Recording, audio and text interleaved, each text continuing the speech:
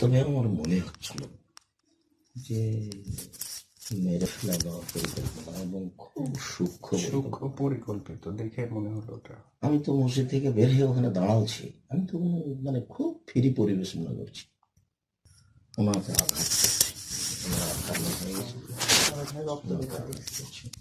এর মধ্যে আর বাম দিকে আরেকজন এসেছে, এসে খুব জোরে ওই গ্লাসটাকে মারে ভেঙে দিলেন। কিন্তু গ্রামের দেওয়াল আছে, ওকে ওটা জোরে মারতে পারছে। ওই সময়তে ওই একটা বা দুইটা আঘাতে বাবা গুতা আমার করেছে, কারণ যে আমি বসে আছি আমার কোণের উপরে এবং নিচে এসে লেগেছে। তো জোরে লেগেছে বলে আমার মনে হলো, না এখনো ব্যথা। তো ইতিমধ্যেই আমি দোয়া ইউজ করছি, সামনের দিক মেরে ভেঙে দিল সব ডান দিক। ইতিমধ্যে ওরা সামনের দিকে চলে গেল, কি পিছনে মারামারি লেগে গেছে সেই জন্য সরে গেল নাকি আমি আর পিছনে দেখতে পাই না। এই 2 মিনিট তারপর আমি লোকটাকে বলছি, তুমি গাড়ি স্টার্ট দাও, গাড়ি স্টার্ট দাও। গাড়ি স্টার্ট দিচ্ছে না কেন? এই কি ওদের? আমি এখনো বুঝি না ড্রাইভার তাদের নাকি তোমরা ওখানে ছিলে। পরে তো অন্য একজন উঠে গাড়ি নিয়ে গেল। এবার গাড়ি স্টার্ট দিয়ে হাত 10 পরে গিয়ে থেমে গেল, আবার থেমে গিয়ে অন্য কোথায় চলে গেল। হ্যাঁ, ওই ড্রাইভার ছিল না গাড়িতে, পরে অন্যজন চলে গেল। তো সামনে আরো লোক দেখছি, তো আমি মনে করছি যে এরা মনে হয় আবার মারা শুরু করবে। তো আবার দেখি আর সামনে নাই, পিছন দিক যে বাম দিক থেকে যে লোকটা মারছিল এই লোকটা আর নাই। তারপর 2-3 মিনিটের মধ্যে তার একজন এসে ওই গাড়ি ড্রাইভ করে সামনে নিয়ে চলে আসলো, এসে একটা বাড়িতে উঠালো। পিছনে আরো মারামারি চলছে। পিছনে মারামারি হয়েছে।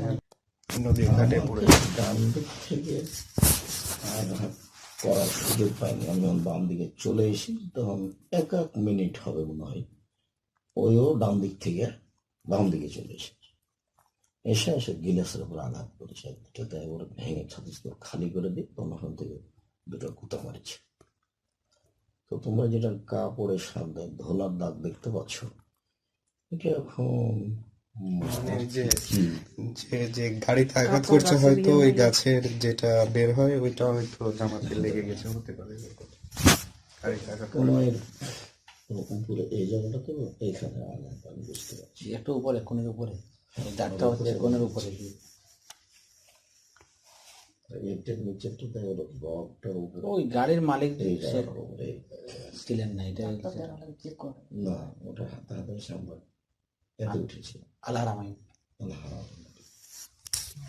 তারপরে দেখলাম সবাই ভক্ত খালি ছুটে আসলো, ওরা আবার ছবি নিয়ে ব্যস্ত। তারপর ওরা ভেতরে নিয়ে গেল, বসতে দিল, দিয়ে 10 মিনিট দেরি করার পরে এক্সরে করে দেখলো আলহামদুলিল্লাহ কিছু, তো রগের উপরে আঘাত লেগেছে।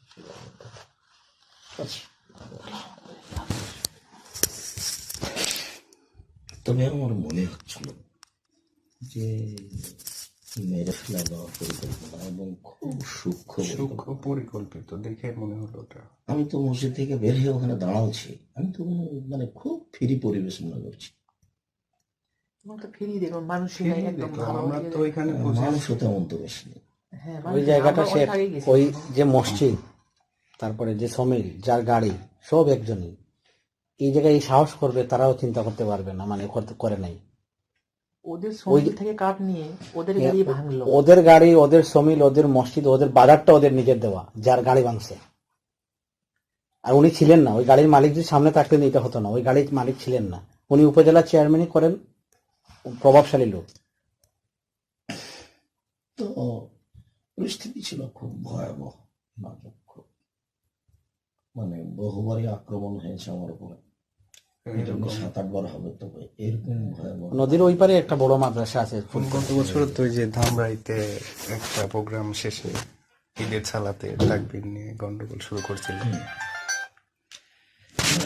অনেক সময় পাথর এসেছে, ইট এসেছে, কিন্তু এরকম মারাত্মক ঘটনা আমি দেখিনি। আচ্ছা, ঠিক আছে, আপনি বিশ্রাম করেন, আমরা বেরিয়েছি।